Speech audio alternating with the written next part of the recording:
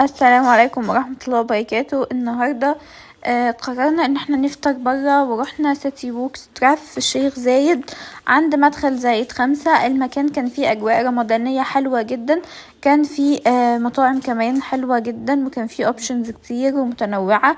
كان فيه زفير، وكان فيه هرم الحمام، وكان فيه حمام عبده، وكان فيه حاجات كتير حلوة. كان فيه كافيهات زي بوخارست، وكان فيه زود.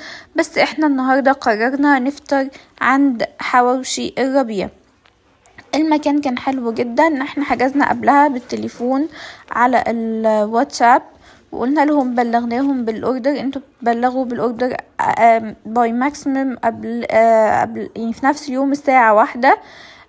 احنا جربنا الاكل ما كانش وحش خالص.